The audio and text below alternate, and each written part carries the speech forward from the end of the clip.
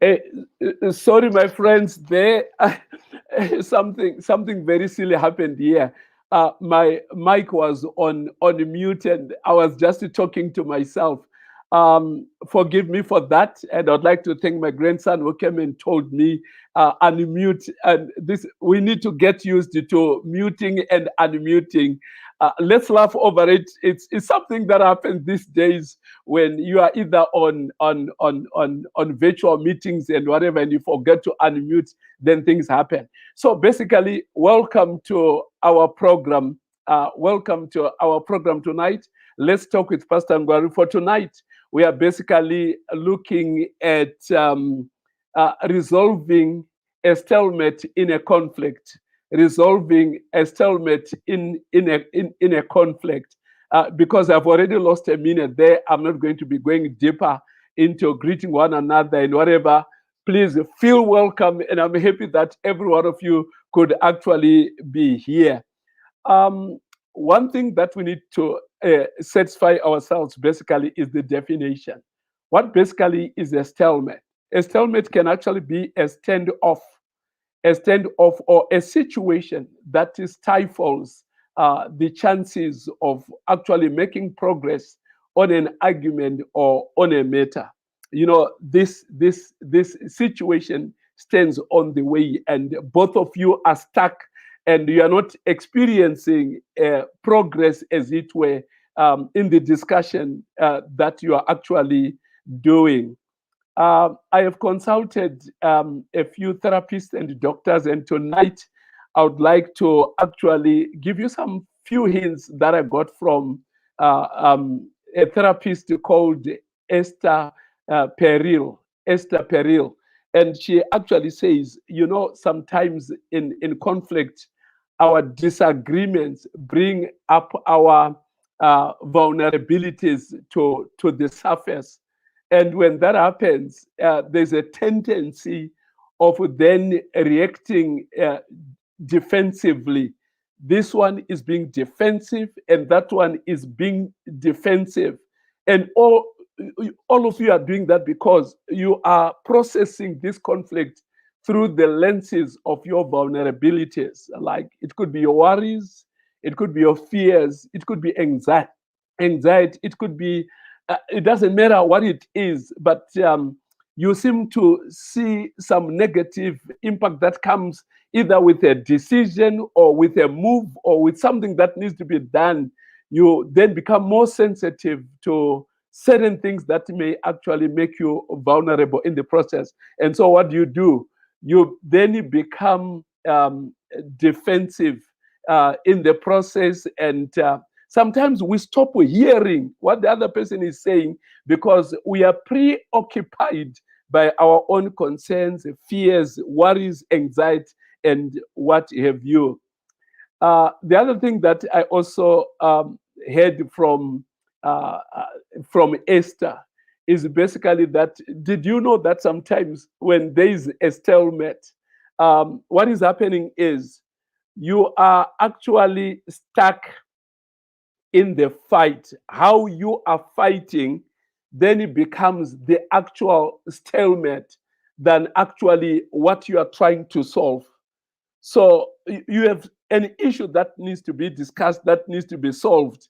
But you also have the way in which you are negotiating, deliberating, and doing things. And basically, how you are fighting and arguing over this becomes more the stalemate than what we are actually are trying to solve.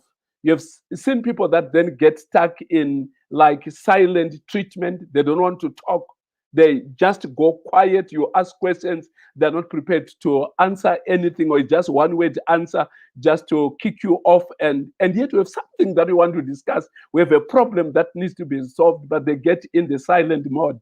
And you may also have others that are into tantrums. They are throwing punches and they are shouting, they are name calling, they are doing everything of the nature.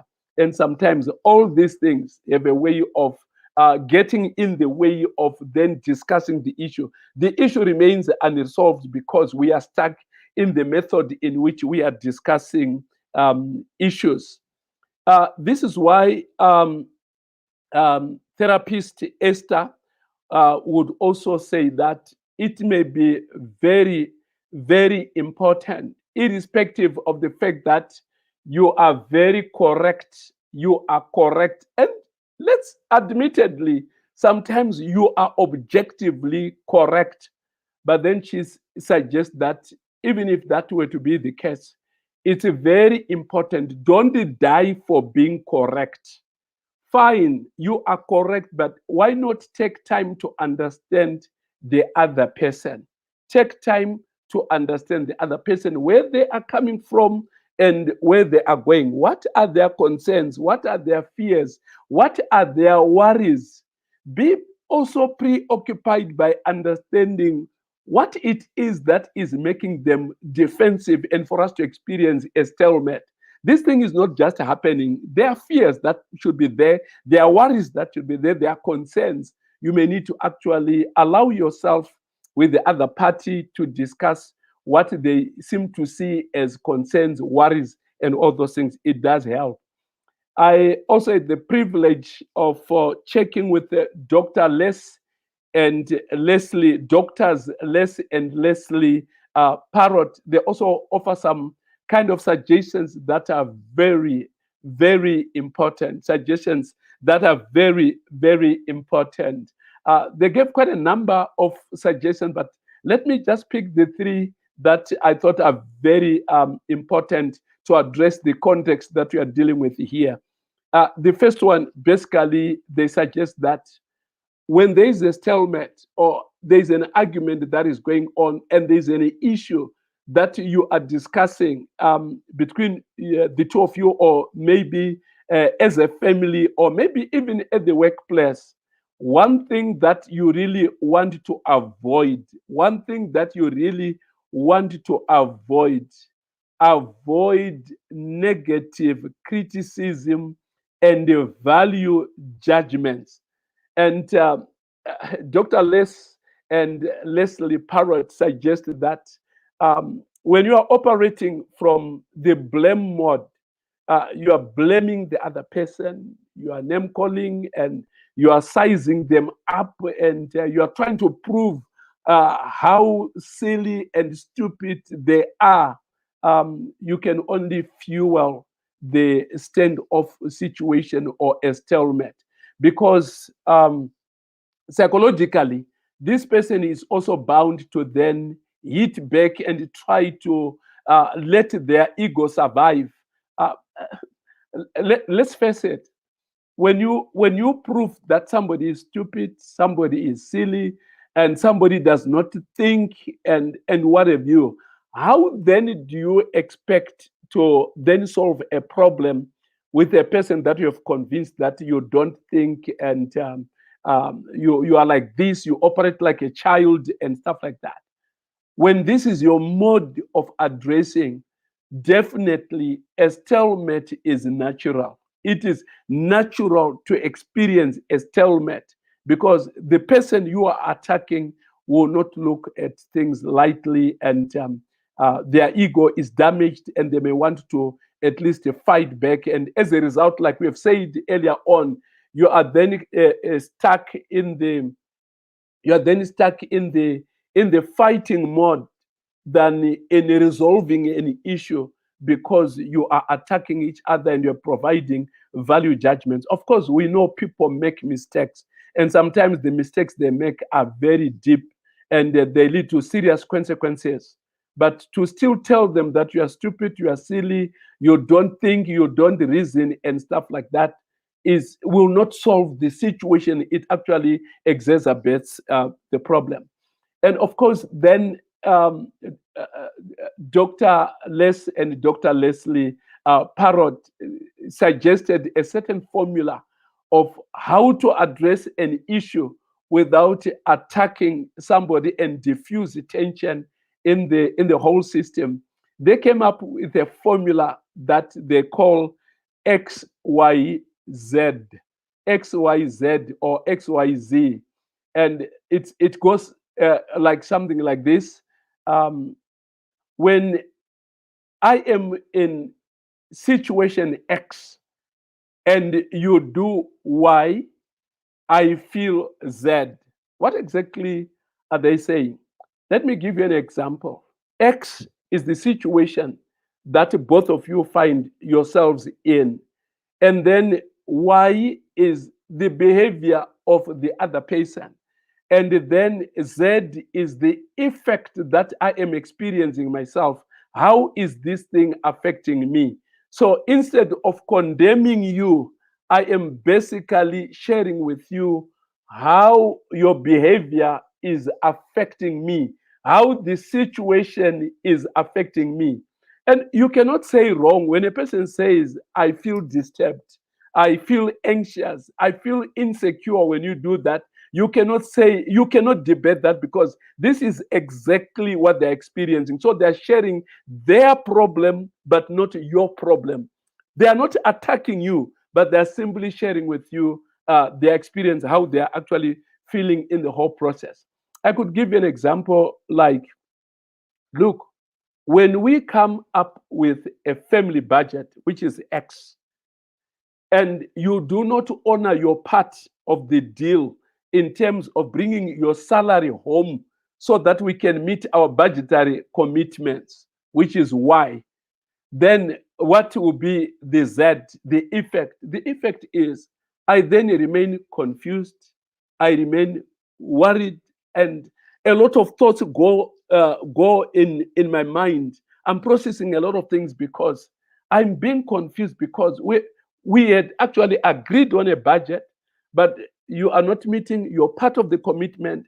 And this is how this whole thing is affecting me. So in this regard, I can share with you how I'm being affected, my thoughts, my feelings of how this whole thing is affecting me. And no one can actually say you are wrong. And no one can actually feel like you are attacking me. No, I'm not attacking you. I'm simply sharing with you how I am being affected by what is happening.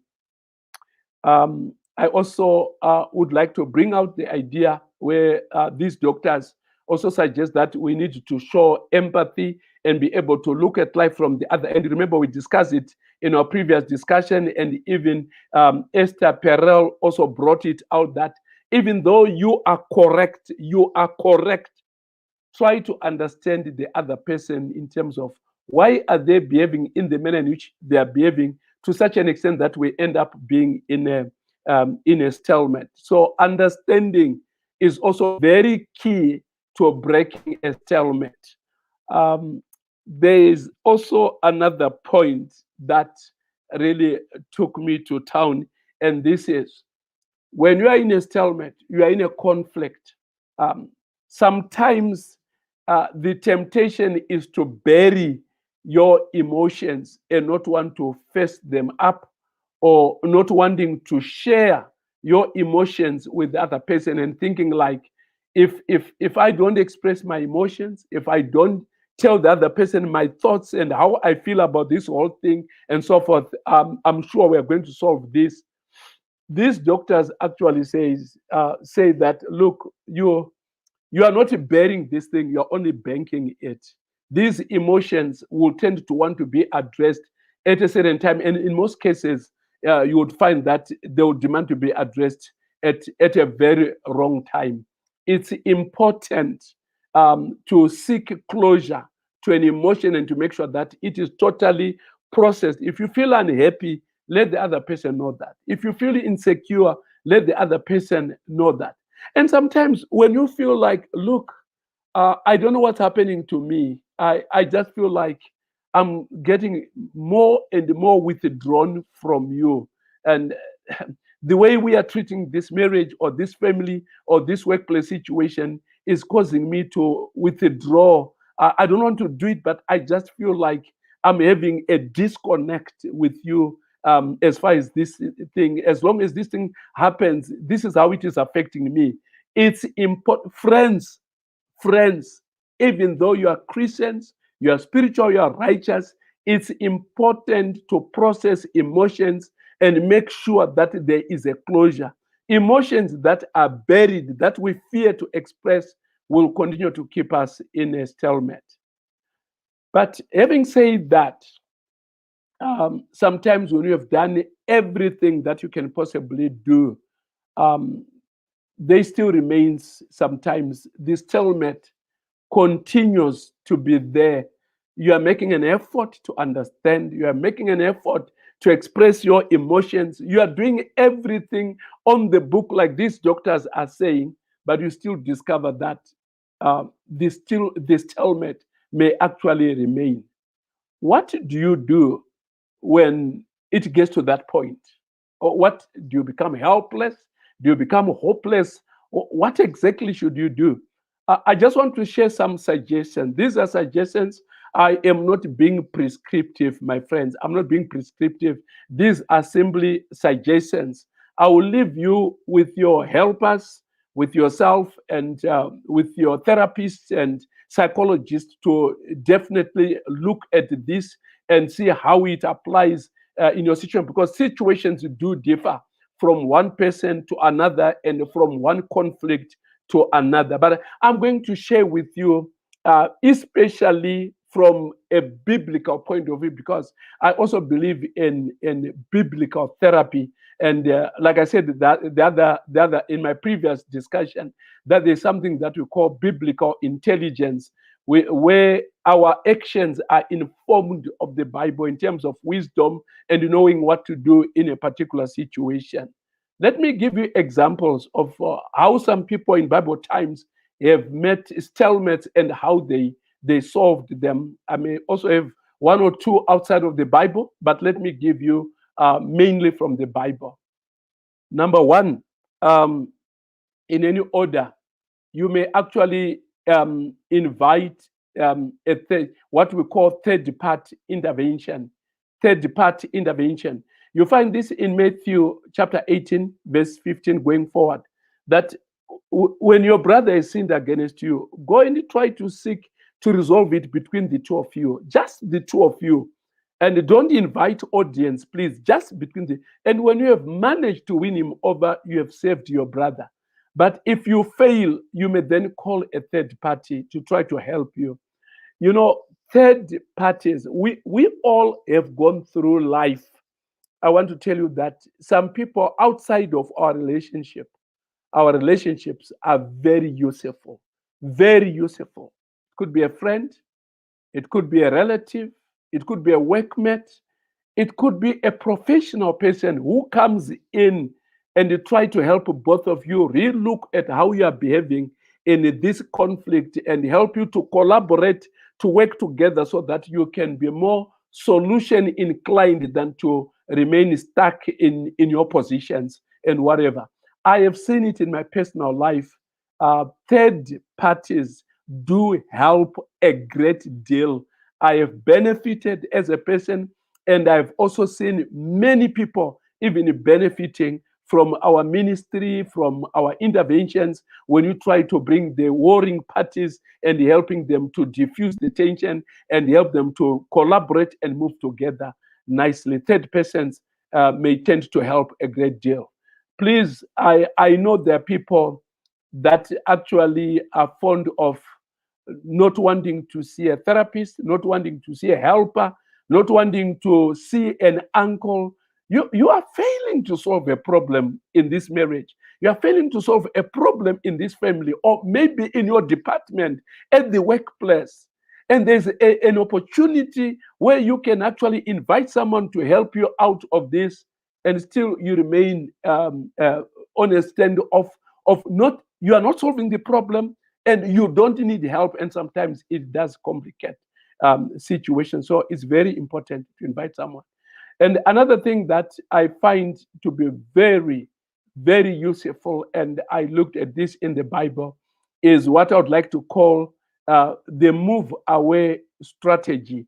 The move away strategy. I'm not talking of divorce. I'm not talking of terminating a relationship.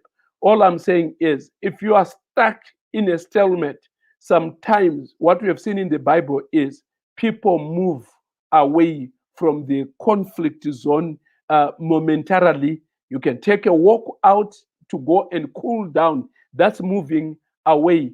And sometimes you may give each other a bit of distance for some few days and what have you and so forth to actually cool down. That's moving away. It does help a great deal depending with the situation.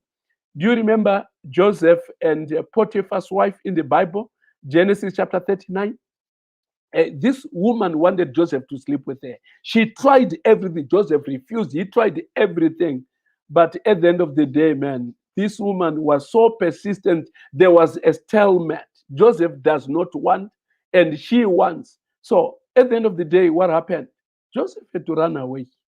He ran away. Whatever it will happen, let it happen. He ran away. The same applies to David, running away from Saul. Even though he had all the power, but he chose rather to move away than to remain in a conflict zone and whatever. Come back when you are able to rebuild the situation. So, like I said, it also depends with what you are involved in, but sometimes you need to kind of move away and then come back when things are okay. It may be at the workplace. It doesn't matter where. That's why sometimes you transfer people from this station to another station, just so that there is that gap that allows healing to take place. And the other thing is allowing room for natural and logical consequences to take their place undisturbed. What do I mean by that? Natural and logical consequences to take their place. In other words, you can stand aside and then allow logical, natural consequences to deal with the situation. Let me give an example of you have a teenager who wants to get stuck on TV, you fight over TV, they don't want to read, they don't want to study. Even when you take them to their room, they would rather sleep than read a book. But the logical consequences is that an examination is going to come. An examination is going to come. And when the examination comes, when you are not prepared, you are going to fail. That's an example of a logical consequence. This applies even in marriage. There are times when you talk with your husband, talk with your wife, you argue, disagree on whatever it is, and so forth. There are times when you can actually leave certain matters to natural consequences to take place so that people can learn from their own mistakes, like Adam and Eve. God says, don't eat the tree of knowing good and evil. But they went ahead and ate, and God could have sent an angel to block them from eating it. But he says, let me allow them to experience natural and logical consequences. Today we are all dying. We are all dying. Why? Because somebody went through the logical consequences, which God has said, I don't want you to experience this. Don't experience this. If you do, this is the logical consequences and so forth. And some people simply argue. So sometimes in a stalemate, you may just have to allow people to be people and to make their own decisions and learn from their own mistakes. And sometimes it may have to be that. And then, of course, there is something that we call rights-based decision making. Rights-based decision making. Basically, here, I'm talking of human rights. So, what am I saying? You know, there are times when your son wants to marry or your daughter wants to marry, and they choose a fiancé or fiance or a prospective partner from another tribe, from another race. And as a parent, you feel like this is a no-go area. If I am this tribe, you get married from that tribe, and you fight over this and what have you. But at the end of the day, you want to ask yourself in terms of what rights do you have as a parent, and what rights do I have as a child in the relationship? What am I entitled to? So sometimes it's very important to respect those human rights. We may solve our problem by actually respecting the rights that people have. If somebody is not feeling well and you want to love, make with them because you are married to them, these people are entitled to health. Yes, sex is a right that you have and that she has and that he has. But there are other rights also that come in terms of health and what have you. So you need to make sure that some of these stalemates that we fight over can actually be resolved by resorting to the rights that people have, and we need to respect that. And of course, the other thing is the rule of law. The rule of law. There comes a time when we are so stuck in a conflict. Maybe you are battering me every day, you are beating me every day, you are physical, emotionally abusing me, and what have you. And we talk over this. Please stop doing this. Don't do that. I don't like it. This is affecting me. Look, you may not continue in that state forever and ever, being battered, being beaten. There are times when, not even there are times, or maybe let me say, sometimes if it's not correcting itself, it may be important to evoke the laws of the land.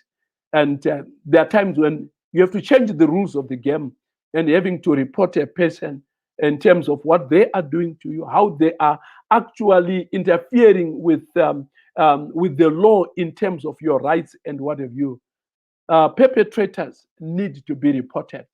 If they cannot stop it, if they cannot heal from it, you do not help by just talking. Sometimes abuses need to be reported. Or let me say, I'm sure the activists in terms of abuses may not appreciate what I'm saying when I say sometimes. And let me simply say abuses will need to be reported. There are certain things where you need to evoke the law in order to break the stalemate, because we cannot continue doing that because we are husband and wife, or because we are family members, we are my father or you are my daughter, and stuff like that.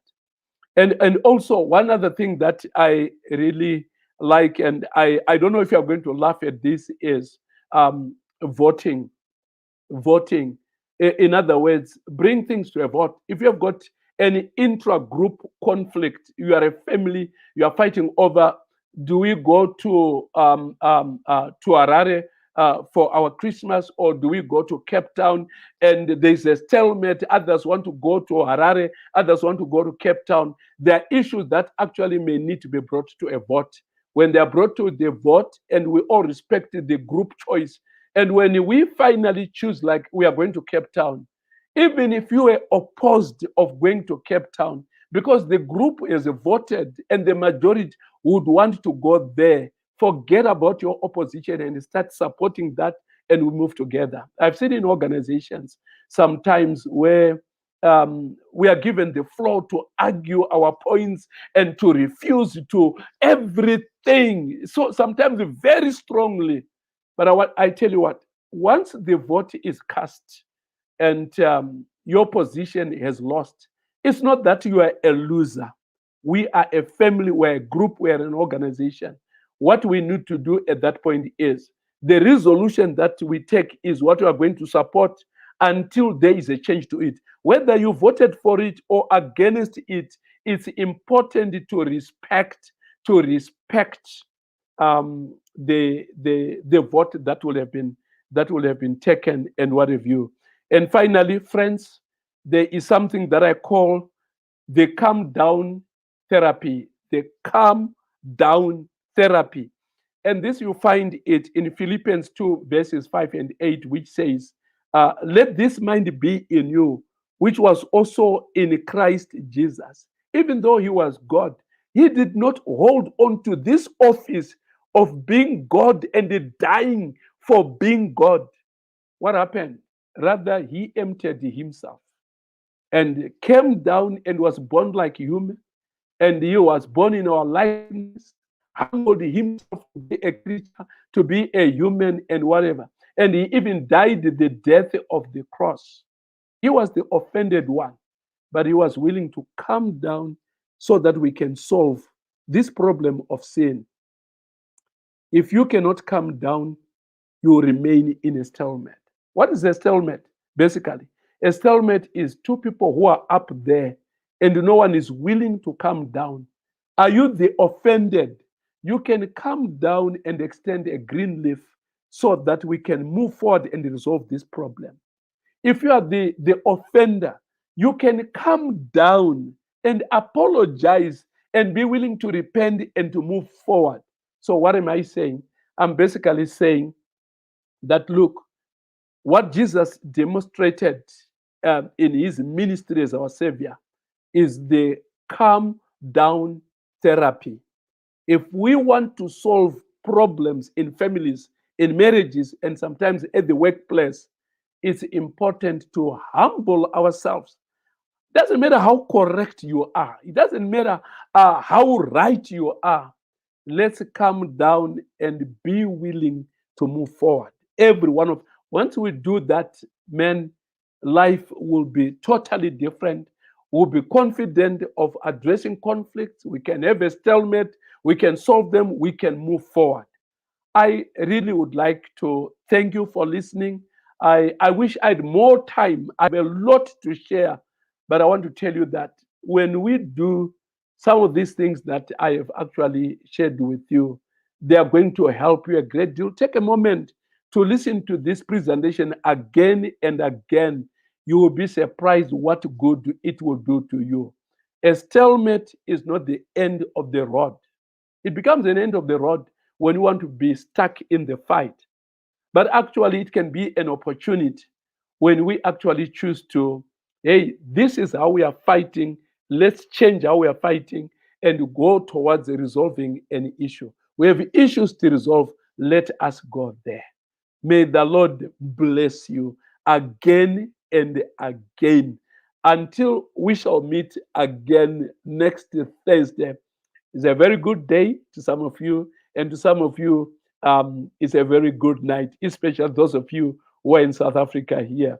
Sorry about the hiccup at the beginning when my mic was muted, but otherwise we can laugh at some of those mistakes. It happens on the virtual platforms. I'm happy to have you around.